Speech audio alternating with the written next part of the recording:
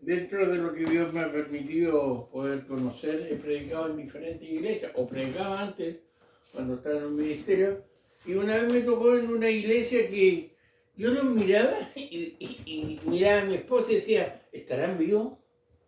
Porque no había ni expresión de los hermanos, una seriedad. Ustedes saben, ustedes me conocen a veces, en el buen sentido de la palabra, un humor sano, una anécdota aclara, ayuda el mensaje, pero no había reacción. Entonces, después cuando nos bajamos, les dije, hacía tiempo que no predicaba en el cementerio. ¿Ya? Ahora, he estado también en el otro extremo donde yo lo digo con el mayor cariño y todo, pero danzan hasta los avisos. ¿Ya? Todos son amenes, lo levantan a uno, lo dejan metido en el techo. Y eso está hablando de un cristianismo sensual, en los dos extremos. ¿Por qué? Recordemos algunas cositas. Este cristianismo prioriza las experiencias sensoriales y emocionales sobre la fe y la obediencia a Dios. El sentir. O evitar sentir. Estamos en los dos extremos, tenemos que tener cuidado. También hay un aspecto emocional. ¿Qué más hace el cristianismo sensual? Se caracteriza por una búsqueda de placeres físicos y emociones intensas, a menudo desviándose de la guía espiritual y la disciplina. Hay que sentir, tiene que haber un mediamiento, tiene que haber una manifestación, tiene que durar 4 o 5 horas la reunión para que realmente Dios está. ¿Ya? O hay otros grupos que han salido, la famosa iglesia emergente, que es más mística, ¿ya?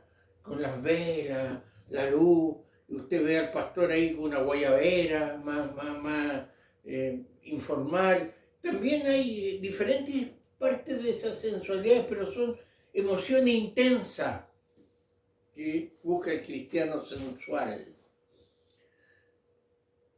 Dichos placeres físicos y emociones intensas se tornan imprescindibles y van en aumento.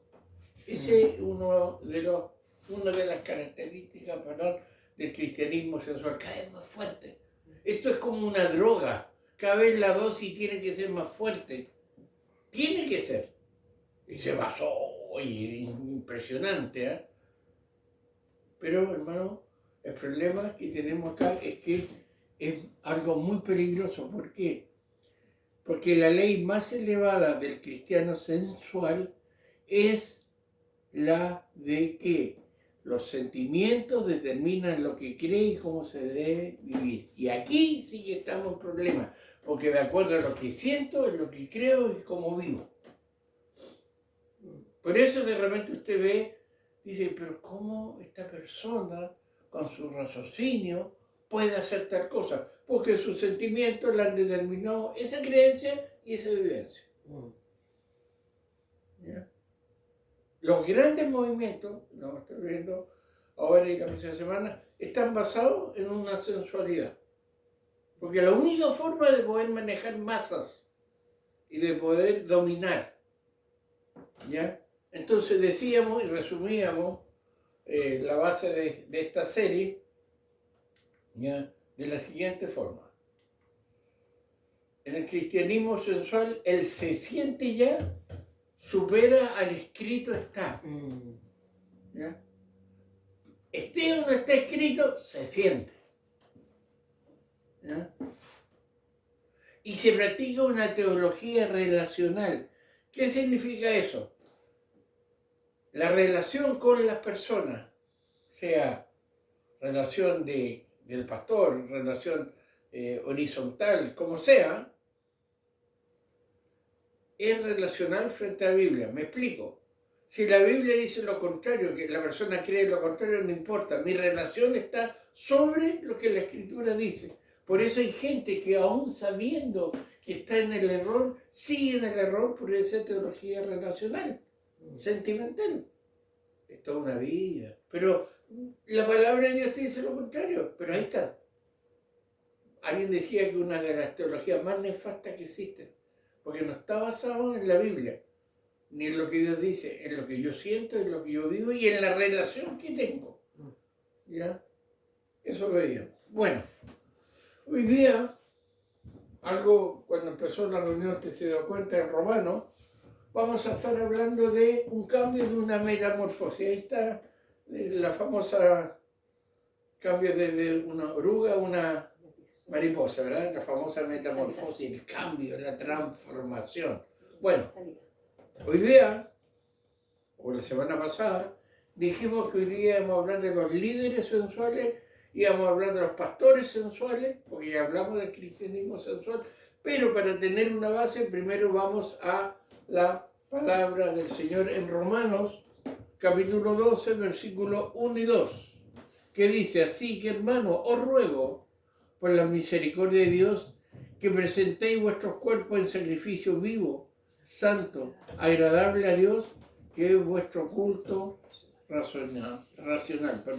No os conforméis a este siglo, sino, escucha bien, transformados por medio de la renovación de cosas de vuestro entendimiento, para que comprobéis cuál sea la buena voluntad de Dios, agradable y perfecta. El versículo 2, en la versión Dios habla hoy, dice: cambien su manera de pensar y cambiará su manera de vivir. Esa es la transformación de la mente. ¿Saben que hay un teólogo anglicano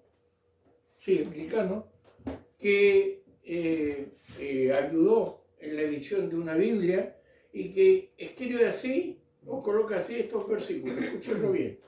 Si no lo alcanza a leer bien, yo se lo voy a leer. Dice: con los ojos bien abiertos hacia la misericordia de Dios, les ruego, hermanos míos, como un acto de adoración inteligente, es el culto racional, adoración inteligente, que le den a Él sus cuerpos como un sacrificio vivo, consagrado a Él y aceptable por Él. Es el versículo 1. Versículo 2.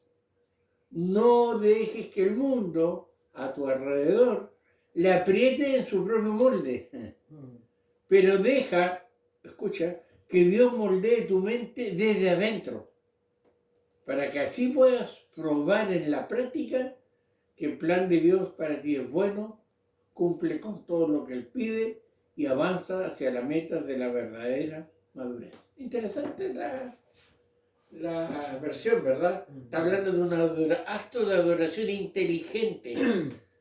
Hermano, de repente usted ve lo que pasa en culto y todo, es inteligente, tiene razón de ser. A veces llega a ser hasta denigrante lo que usted ve, ¿ya? Pero así la palabra de Dios dice. Vamos a analizar estos versículos. Ahí están los dos versículos en las dos versiones. Estamos hablando de una renovación de la mente, estamos hablando de un cambio.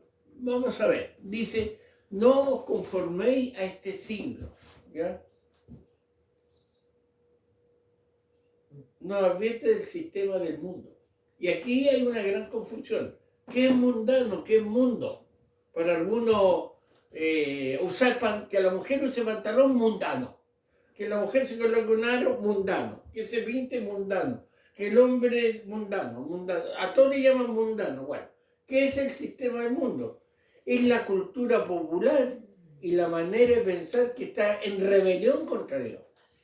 Todo el sistema que está en rebelión contra Dios, ese es el mundo, ¿ya? Y que va a tratar de hacer qué cosa, conformarnos a su propio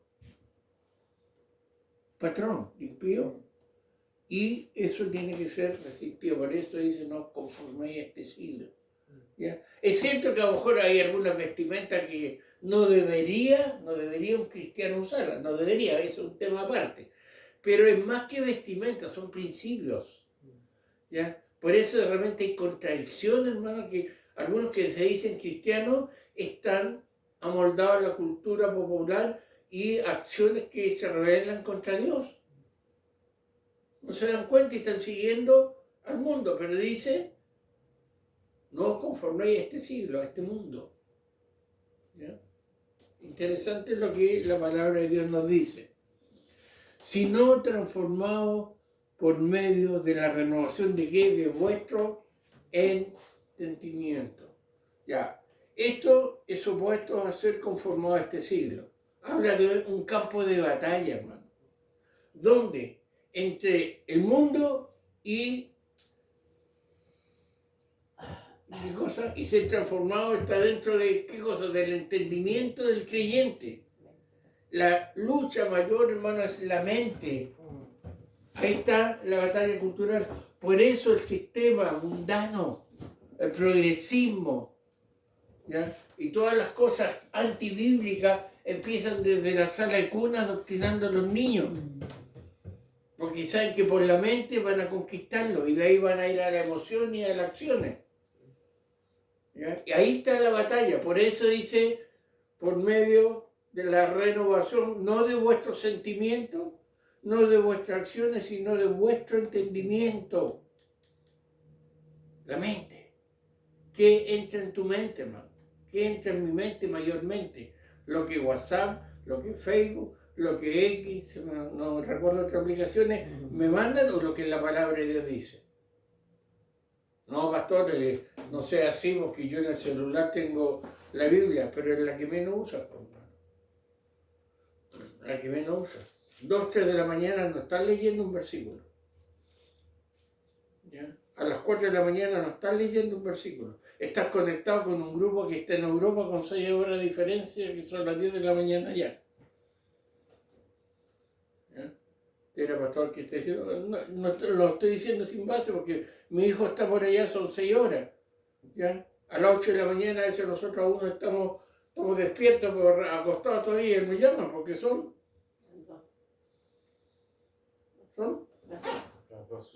las 2 de la tarde ya. Pero, hermano, renovación de vuestro entendimiento, ese es el desafío. Yo no quiero conformarme a este mundo, dice un cristiano. Yo quiero ser transformado. ¿Cómo lo hago? Por medio de la renovación de vuestro entendimiento. Ahí está la transformación, hermano. ¿Cómo se renueva? Hay un seminario de renovación. Bueno, ahora están mezclando todo esto. Cuidado, ¿eh? Están mezclando la programación neurolingüística con la Biblia. Cuidado con eso. ¿Ya? Renovación de vuestro entendimiento. Hermano, mire, fíjese bien lo que le voy a decir.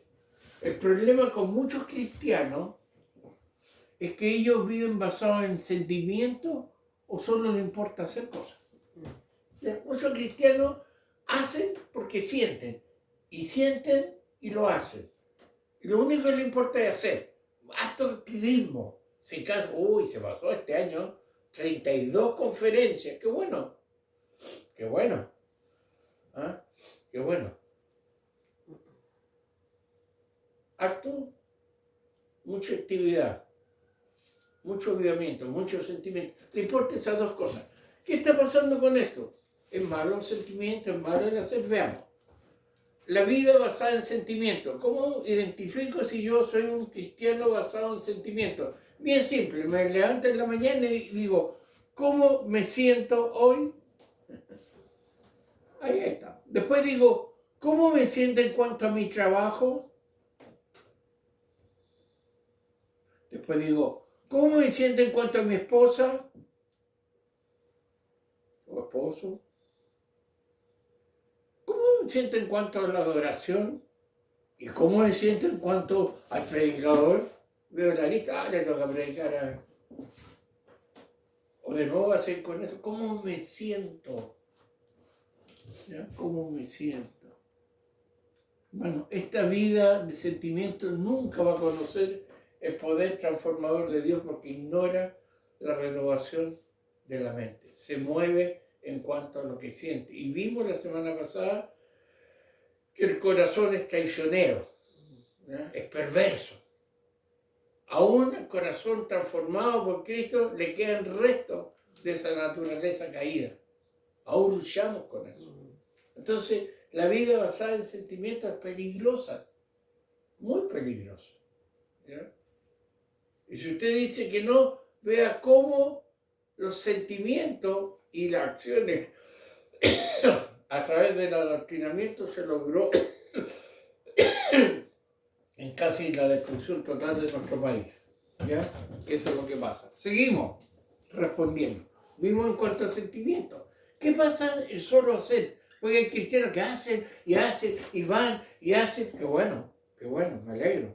Me alegro. Algunos guían al perro, al gato, toda la actividad. Qué bueno, qué bueno, qué bueno, me alegro. Pero hermano, la vida basada en hechos solamente dice así: no me des tu teología, solo dime qué debo hacer.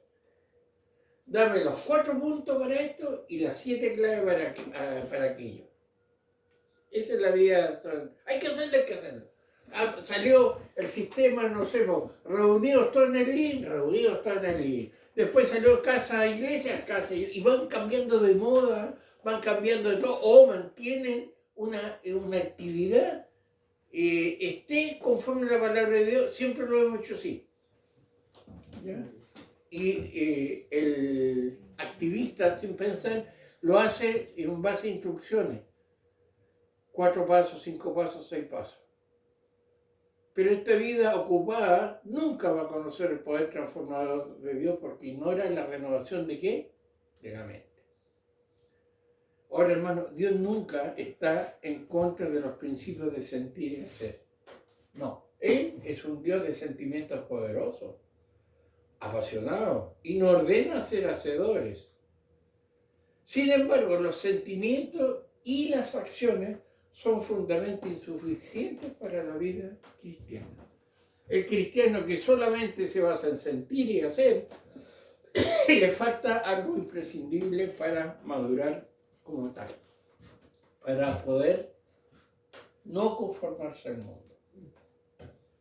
Bueno, la primera pregunta no puede ser cómo me siento o qué puedo hacer cuando tengo que tomar una decisión. ¿Cómo me siento? ¿Qué puedo hacer? Si no, tiene que ser, ¿es verdad lo que está aquí? ¿Y qué dice la palabra de Dios? Ahí debería ser la decisión. ¿Qué es verdad aquí frente a esta decisión? ¿Qué es verdad? ¿Y qué dice la palabra de Dios? Esas dos cosas hacen que yo tenga una acción, una reacción. Transformado, como dice el versículo, viene de la palabra metamorfosis. Cambio. ¿Ya? Transformados. Y la misma palabra es utilizada para describir la transfiguración de Cristo y es una transfiguración gloriosa. ¿Usted ha leído ese pasaje? Cuando sale en Marcos que Cristo se transformó, hablando de una metamorfosis, un cambio glorioso. Entonces, hermano, el único otro lugar, fíjese bien, en donde Pablo utiliza esta palabra para transformado es en Corintios 3:18, 2 Corintios, que dice así: por tanto, nosotros todos, mirando a cara descubierta como en un espejo la gloria del Señor, somos transformados de gloria en gloria en la misma imagen como por el Espíritu del Señor.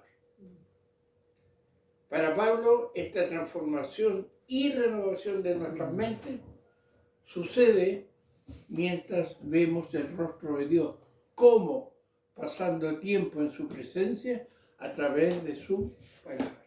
Ahí conocemos el rostro de Dios, ahí somos transformados. Y hermano, la palabra de Dios habla de transformación de mente. No está Dios contra sentir ni hacer, no. Pero la transformación empieza por la mente. ¿Qué dice el versículo? Para que comprobéis cuál sea la buena voluntad de Dios, agradable y perfecta. Escuche bien. A medida que somos transformados en el interior, la prueba es evidente en el exterior. Otros pueden ver la buena voluntad de Dios, agradable y perfecta, por medio de nuestra vida. Ahí está la transformación. Y ahí está el talón de Aquiles de muchos cristianos, de muchas iglesias, buenas para sentir, buenas para hacer, pero como no hay renovación de mente, no hay transformación y no ve el mundo la transformación en ellos, porque crean su propio mundo, crean su propio grupo, crean su propio idioma, sus propias canciones, su propia vestimenta, su propia forma de ser, y realmente el que quiere ser tiene que entrar. ¿Ve? Y como no hay transformación de la mente, no hay transformación de vida, hermano, en el fondo. No hay transformación de vida. En mi vida cristiana, la primera pregunta al decidir algo no puede ser cómo me siento o qué puedo hacer. No. Tiene que ser qué es verdad aquí y qué dice la palabra de Dios. ¿Ya? ¿Hacemos eso cuando vamos a decir algo? No, yo siento que... Bueno, igual sí. Igual Dios da testimonio a nosotros, sí, igual. Pero a veces es muy veleidoso decidir por sentimiento. ¿Ya? Porque yo un día me levanto con las ganas de conquistar a todo el mundo. Y al otro día no quieren ni que me despierten. Así están mis sentimientos. ¿Ya? Un día soy David frente a Goliat. Al otro día, Elías es valiente al lado mío. Cuando yo dejé saber.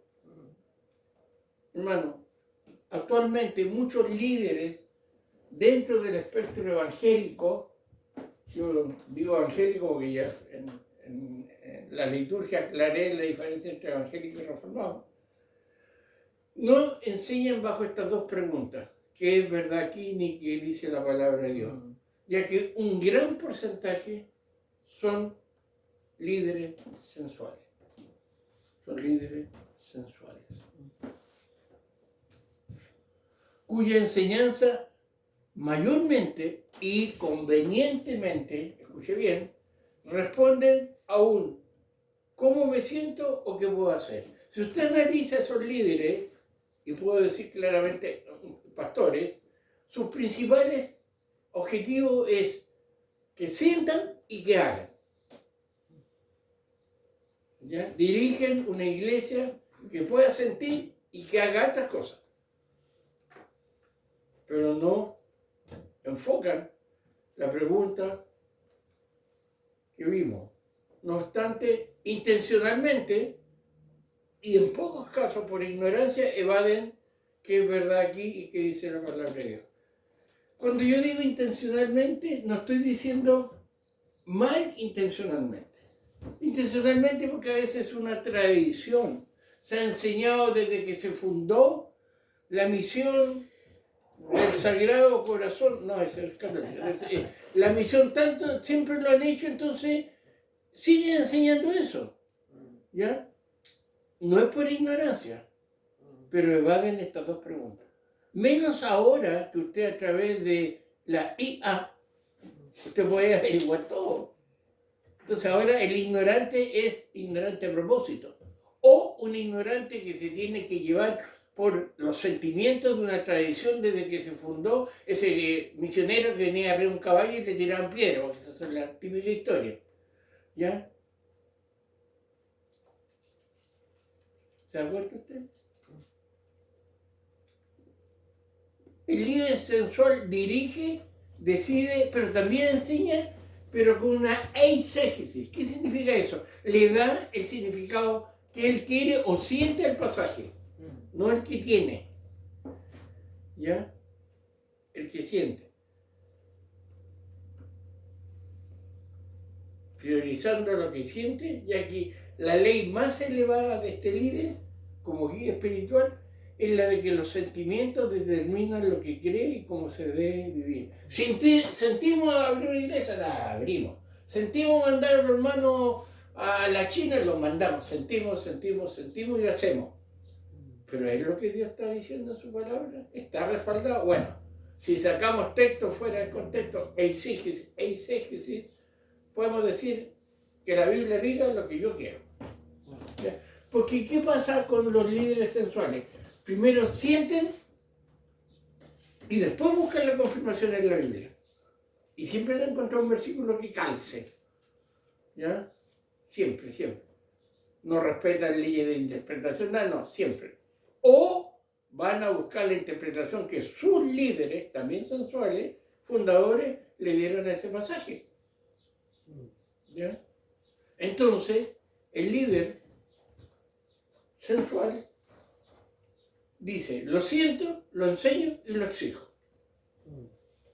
Y el que no le gusta, se va al infierno, porque ellos quieren que fuera de su iglesia o denominación no hay salvación.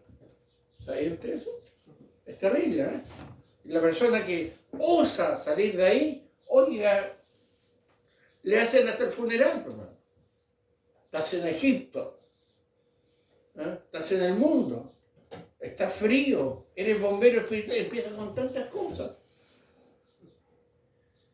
Lo siento, dice el líder, o sea, lo enseño, porque busqué el respaldo a mi gusto, lo exijo. ¿Ya? Líderes sensuales. Hermano, el liderazgo pastoral, y aquí va el mensaje, si alguien está escuchando este mensaje es pastor, el liderazgo pastoral requiere equilibrio entre lo que se piensa, se siente y se hace, discernimiento para saber qué es mentira y qué es verdad, y sabiduría para poder aplicarla, evitando que las emociones tomen el control de las decisiones. ¿Ya? Emociones cualquier sea, puede haber un líder iracundo, hay ser ungidos iracundos, que cuando le llegan la contraria queman a todos en el infierno, ¿ah? Maldicen. Pero este equilibrio entre las tres cosas, discernimiento y sabiduría, evita que tome decisiones emocionales o guíe emocionalmente. Ese equilibrio, discernimiento y sabiduría, solo es posible obtenerlo a través de la renovación del entendimiento, que se obtiene por la obra del Espíritu Santo en la interpretación y aplicación correcta de la Sagrada Escritura. ¿Ya? Tengo que saber el significado original y aplicarlo, o sea, llevarlo a la vida correctamente, con ejemplo y todo, pero no basando mis decisiones en lo que soñé, en lo que escuché, en lo que siempre han hecho, sino en lo que la Escritura me está determinando. Hermano, el líder sensual o emocional es un verdadero flautista marín. Usted escuchó el cuento, ¿verdad? Dirigiendo a quienes están bajo su cuidado espiritual, emocionalmente hipnotizados, los manipula y usa, pero no para lo que Dios exige. Insisto, no es que le haga hacer cosas malas, le hace hacer cosas que no están bíblicamente fundamentadas. Y la gente cree que haciendo eso agrada a Dios. ¿Eh? Haciendo eso agrada a Dios. Hermano, y si llega a cosas increíbles. Yo recuerdo que en una ocasión nos tocó con mi esposa ir a enseñar un lugar al interior. Un curso por 2 semanas. Llevamos a nuestro hijo que estaba pequeñito. Imagínense 2 semanas viajar. En ese tiempo, a lo mejor va a sospechar dónde era, el tren llegaba allá, llegamos en tren. Y esa iglesia tenía un montón de decisiones, y tiene un montón de decisiones emocionales. ¿Ya? Y ahí me contaban que la salvación era así. Yo recibo a Cristo, pero después, a través de un sueño, me tiene que decir una voz que soy cristiano. Todos andan buscando el sueño. Y era para algunos angustiante. Llevo 3 años que recibí a Cristo y todavía no me dice que soy salvo. Bueno, uno ahí nosotros escuchábamos, ¿no? Porque estábamos de visita, ¿ya? Pero había muchas decisiones sensuales. ¿Y sabe qué nos dimos cuenta? Que dentro de esa iglesia habían doctores, abogados, gente con conocimiento, pero estaban emocionalmente hipnotizados. Ahora, había un doble estándar. Una cosa era la iglesia y el otro, lo que hablaban del pastor en sus casas. ¿Ya? Porque se desahogaron. Ustedes cuando se dan cuenta que el pastor y la pastora, o sea, la esposa, invitados, usaban pantalones ella, él no se cortaba la barba, veía televisión y leía el diario, como que se liberaron, sacaban, en serio hermano, el televisor, lo colocaban en el comedor, se sentían más libres. Y ahí empezaba el descargo contra el liderazgo. Entonces había un doble estándar. O sea, ese pastor tenía un montón de hipócritas sentados en su iglesia. Gente que para no contradecir esa hipnosis que le dan, seguían.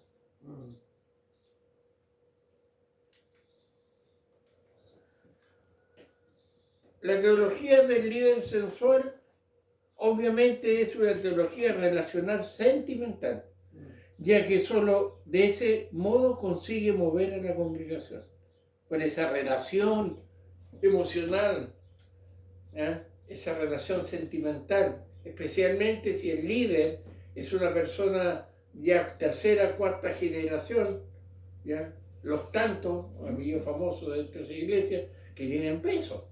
Entonces, ¿quién lo voy a contradecir? Entonces, manipulan a través de ese tipo de relación. Así mueven la congregación, ya que en la práctica no puede o no le conviene responder qué es verdad o qué dice la Biblia. Se ve la obligación a este líder sensual de recurrir a revelaciones extrabíblicas o antibíblicas, porque el canon bíblico ya está cerrado. Dios no revela, Dios ilumina lo revelado en la Escritura. Dios no está diciendo ahora, no es un oráculo, no es una bola de cristal para ver lo que va a pasar, está escrito, ¿ya? Pero estos líderes acuden realmente a cosas extra o antibíblicas para poder guiar, para poder seguir influenciando sobre esa congregación. Sueños, visiones, voces, sentimientos místicos, son prioridad a lo que Dios establece y ordena en su palabra, ya que el líder llega o guía esa iglesia bajo la premisa del se siente ya en vez del escrito está. Entonces, se dan cuenta que comúnmente tienen que basarse en eso, o inclusive, yo le agregué ahí, si es del otro extremo, lo que dice el catecismo, lo que dijo el concilio tanto, y es más que lo que dice la Biblia. Son los dos extremos. Pero acá están esperando el domingo la visión de turno, el sueño de turno y la experiencia mística de turno para seguir haciendo las cosas. ¿Ya? Ese es un liderazgo sensual. Ahora, fíjense bien, estos líderes sensuales logran que la congregación siente y haga muchas cosas, pero la gran mayoría no tiene idea si es verdad y qué dice la Biblia correctamente interpretada respecto a lo que hacen. ¿Ya? No, ¿cómo se llama?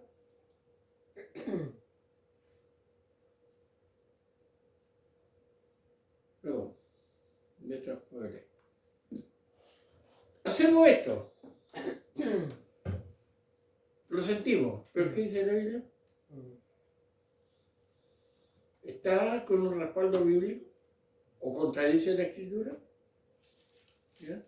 Y empiezan con modismo, hermano, y con mantras, cosas que repiten. ¿Ya? Nos reímos del que se persina, nos mofamos, pero nosotros, muchas iglesias tienen mantras. Lo repiten, y especialmente en los cánticos. Hasta que no salta uno, se tira al suelo, no dejan de cantar ese que descienda y que pase esto, pasa por aquí, si yo como si el Señor no estuviera aquí, pasa por aquí. Trabajan con las emociones. ¿Qué dice la Biblia? ¿Qué dice Tito 2:1? Le dice, pero tú habla lo que está de acuerdo con la sana doctrina, con lo que está escrito. ¿Por qué Pablo le exige eso a Tito? Le exige, no le dice, oye, si puedes, si tú sientes. No, habla lo que está de acuerdo con la sana doctrina. ¿Por qué? ¿Tiene su Biblia por ahí? Busque Tito, capítulo 1, el último versículo, el 16. ¿Qué dice? Tito 1:16. Profesan conocer a Dios, pero con los hechos lo niegan, siendo abominables y rebeldes, reprobados en cuanto a toda buena obra. Había un grupo, había una situación en la iglesia de estas personas reprobadas, que están contra la palabra de Dios, y por eso Pablo dice, habla de lo que está de acuerdo con la sana doctrina. Tú, como líder.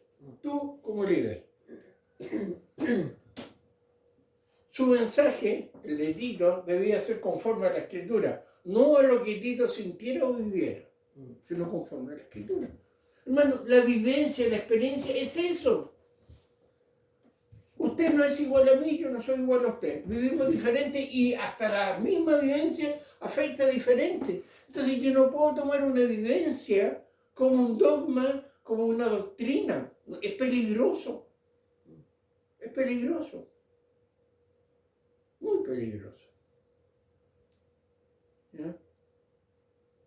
Y un líder que guía a la iglesia, que siente haga, no importando lo que la Biblia dice y no renovando su mente, está guiándolos incorrectamente y está pecando ante el Señor. Ahora,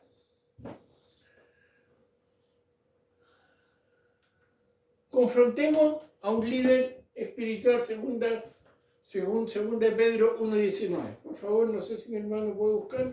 Segunda de Pedro 19. Vamos a hacer una confrontación a estos líderes sensuales, estos que tienen el sueño de turno, la visión de turno, la revelación de turno, la hablada de lengua de turno, la danza de turno, la recitación de las confesiones de turno. Veamos qué dice segunda de Pedro 1.19. Tenemos también la palabra profética más segura, a la cual hacéis bien en estar atentos como a una antorcha que alumbra en lugar oscuro, hasta que el día esclarezca y el lucero de la mañana salga en nuestros corazones. Tenemos la palabra profética. Más segura. ¿Mm? Más segura. Más segura. Ah, ahí estamos. Hay que profetizar. Vale. Ahí profecía tiene dos sentidos. Sentido futurista y la predicación de la palabra escrita. Aquí está hablando de la predicación de la palabra escrita. Es decir, Pedro explica, que la palabra profética más segura es la palabra de Dios escrita, no las experiencias personales o interpretaciones individuales, sino lo que está escrito. Pedro, el apóstol Pedro. La frase, la palabra profética más segura, es una metáfora, es un ejemplo que compara la Biblia con una lámpara que brilla en la oscuridad, guiando a los creyentes hasta que llegue el día de la revelación completa. Por eso dice así el verso 19. Es una lámpara. ¿Qué? La Biblia, la Escritura. Ahora, 2 Pedro 1.19 enfatiza la importancia de prestar atención a la palabra de Dios como una luz que ilumina el camino, especialmente en un mundo lleno de oscuridad y confusión. Hermano, ¿quién escribe esto? Pedro. Sí, Pedro, que vivió una experiencia muy interesante. Busque 2 Pedro, ahí mismo el capítulo 1, pero los versículos 16 al 18. 2 Pedro, capítulo 1, versículos 16 al 18. Lo vamos a escuchar entre el hermano Antonio y la hermana Carmen. Por favor, fuerte. Porque nos hemos dado a conocer el poder y la venida de nuestro Señor Jesucristo, siguiendo fábulas artificiosas, sino como habiendo visto con nuestros propios ojos su majestad. Pues cuando Él recibió de Dios Padre honra y gloria, le fue enviada desde la magnífica gloria una voz que decía: Este es mi Hijo amado, en el cual tengo complacencia. Y nosotros oímos esta voz enviada del cielo cuando estábamos con Él en el Monte Santo. Hermano, ¿ha tenido una experiencia semejante? Ver a Cristo transfigurarse y escuchar la voz del Padre? Ya, pues dígamelo. O sea, lo que vivió Pedro,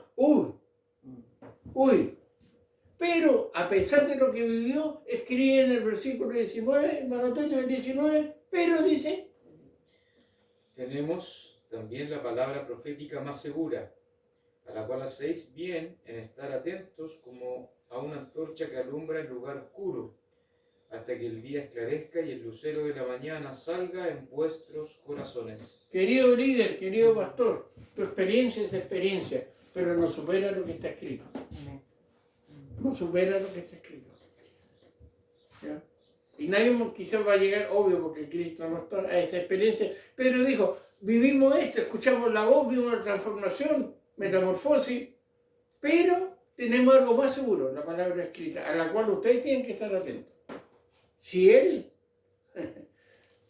él consideró que era más importante la renovación de la mente y tener la palabra escrita que lo que sentían y hacían, ¿quiénes somos nosotros? El Señor nos sea ayudando. Ahora, hay algo muy importante.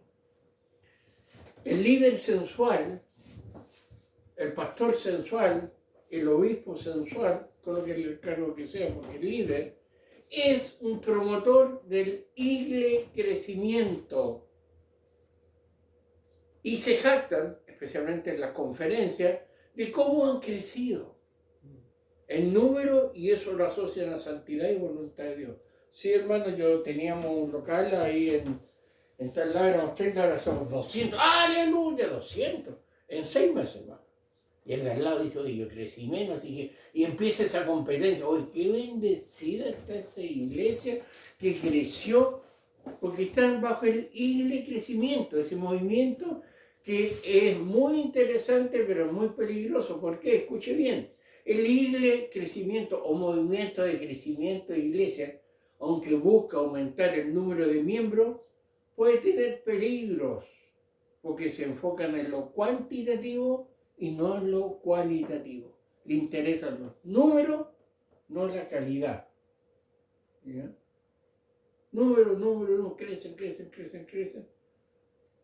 ¿Ya? Y no la calidad. Y entre paréntesis, los líderes sensuales no sueltan el liderazgo ni lo comparten cuando crece mucho. ¿Ya? El liderazgo. Pero descuidan el cuidado pastoral.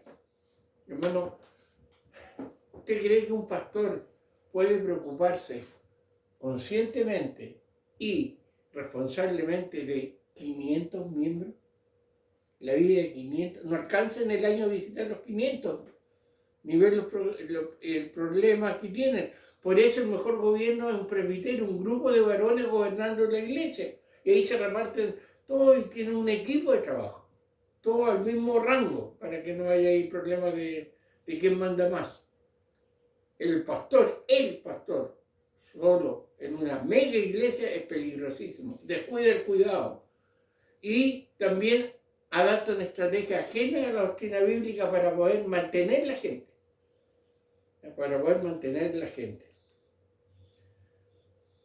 También este tipo de crecimiento puede llevar a la búsqueda de la preeminencia, de quién es más. Oye, ahí viene el pastor, este es el pastor que tiene 5.000 miembros. Cuando va pasando. ¿Ya? O división interna. Salió uno con carisma, agarró 20, 30 personas, armó una iglesia, ahora al otro lado. Y un énfasis excesivo en la prosperidad material. Eso sí, ese es el cuidado que hay que tener, ¿ya? En la parte emocional. Ahora, este crecimiento es compatible con 2 versículos, yo lo coloco, si es compatible, Carmen, búsquenme por favor, hermana Carmen, Lucas 12:32, hermano Antonio, Mateo 22:14.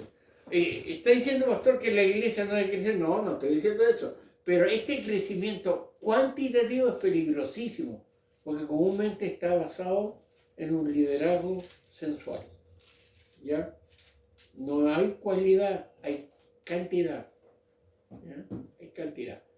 ¿Qué dice Lucas 12:32? Fuerte, por favor. No temáis, manada pequeña, porque a vuestro Padre le ha placido daros el reino. Manada pequeña. Tiene que ser toda la iglesia chica. No. Pero lo realmente salvo tiene una cualidad, no es una cantidad. Manada pequeña. ¿Y Mateo 22:14?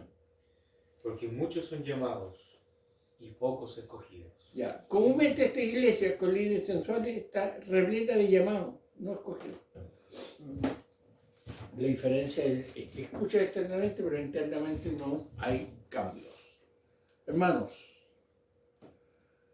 vamos a cerrar el mensaje de hoy con el pastor líder bíblico. ¿Ya? De nuevo, aquí estamos leyendo algo. Carmen, 1 Pedro 5, del 1 al 4, Toño, Hechos 20:28. ¿Ya? El pastor bíblico, para ir terminando ya. Ruego a los ancianos que están entre vosotros, yo anciano también con ellos, y testigo de los padecimientos de Cristo, que soy también participante de la gloria que será revelada. Apacentad la grey de Dios que está entre vosotros, cuidando de ella no por fuerza, sino voluntariamente, no por ganancias deshonestas, sino con ánimo pronto. no como teniendo señorío sobre los que están a vuestro cuidado, sino siendo ejemplo de la grey. Y cuando aparezca el príncipe de los pastores, vosotros recibiréis la corona incorruptible de gloria. Qué hermoso. Hechos 20:28. Por tanto, mirad por vosotros y por todo el rebaño en que el Espíritu Santo os ha puesto por obispos, para apacentar a la iglesia del Señor, la cual Él ganó por su propia sangre. Y no olvidemos los versículos 26 y 27 de ahí mismo, hermano, por favor. Por tanto, yo os protesto en el día de hoy que estoy limpio de la sangre de todos, porque no he rehuido anunciaros todo el consejo de Dios. Amén. Todo el consejo de Dios. El pastor bíblico tiene respuesta para qué es verdad aquí que dice la palabra de Dios, ya que su conmovisión principal es: no he rehuido anunciado todo el consejo de Dios. Y posteriormente responde cómo me siento o qué tengo que hacer. Hermano, el pastor bíblico, el líder bíblico, anhela que las ovejas cambien su manera de pensar para que así cambie su manera de vivir. No se enoja que la oveja estudie la palabra, ¿ya? No se enoja que la oveja se capacite, porque así va a cambiar su manera de vivir. Un hombre, un varón de Dios que ahora ya está en los brazos del Señor, uno de los grandes expositores de la fe reformada, R.C. Sproul, dijo que si él pudiera escribir un libro, escribiría Cristiano Sensual. ¿Ya? Porque hay tantas preguntas, hermanos, que hacerse y hay que autoexaminarse. Si usted está viendo este mensaje, escuchando este mensaje, primero, si soy un cristiano sensual, y segundo, si soy un pastor, un líder, si soy sensual también, si estoy enseñoreándome de la congregación, si la única forma de mantener la congregación es una teología relacional, no bíblica. ¿Ya? Tengo que preguntarme, hermano, ¿por qué? Porque se necesita una metamorfosis en el pensamiento, en la madurez como cristiano. El Señor nos ayude. Amén. ¿Ya? Especialmente a mí como líder. El líder que está escuchando este mensaje es pastor. Pastor, deja de pastorear con sentimiento y con acciones. Pastorea buscando una renovación de la mente, de tus ovejas, de las que Dios te ha entregado y que vamos a tener que dar cuenta ante el Señor. ¿Ya?